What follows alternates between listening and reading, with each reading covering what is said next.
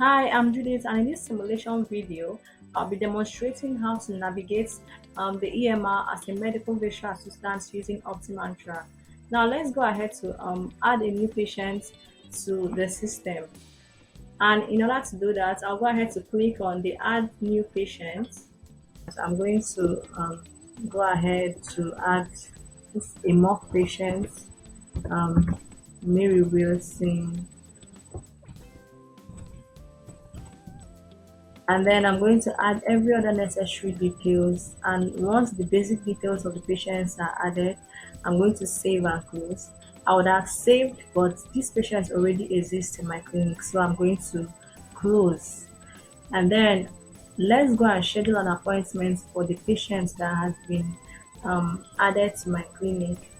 And in order to do that, I'll start by selecting the preferred date and time the patient would like her appointment booked, which was gotten from the intake call or email.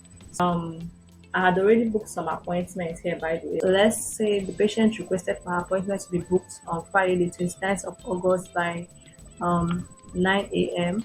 I'll just go ahead to click on the preferred time, select the type of service this patient requires. Let's say it's an initial patient visit, and then search for the patient's Mary Wilson, and then select patients. And then once that is done, I'll go ahead to add any notes necessary that was noted during her intake call, and then save and notify. Now, Optimantra will generate an email and a reminder for this patient. Now, this is the patient's intake form and the clinical profile. The patient is meant to fill up this form before their visit. So I'll go ahead and adjust as necessary, and then add my clinic name, Simulated Virtual Health Clinic, and then I'll go ahead to send this email out to the patient. Once that is done, the patient receives their email. Yes, and then you see this patient is already booked for 29 for an appointment for on 29th of August 2025 by 9 a.m. I can as well send the patient a message through the secure patient's message portal in the EMR. So I can do this by searching for the patient, and then once that is done, I can go ahead to type the content of the message. Let's say the patient had already had her visit in the clinic. I can go ahead to send the necessary details about her visit.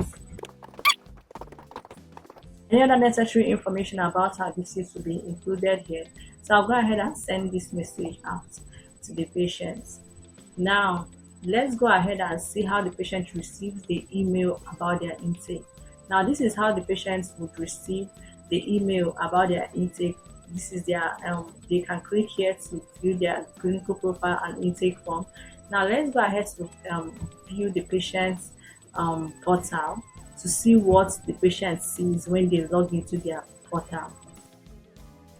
Now, once Mary Wilson logs into their patient's portal, this is what they see.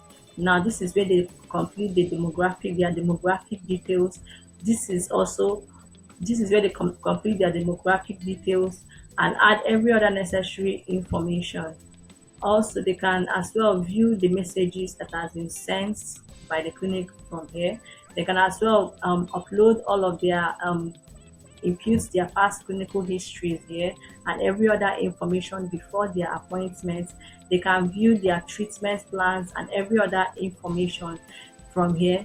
The patient can as well access this message and then choose to reply or not. So once they view the message, they can as well reply, and I will receive it from the practice portal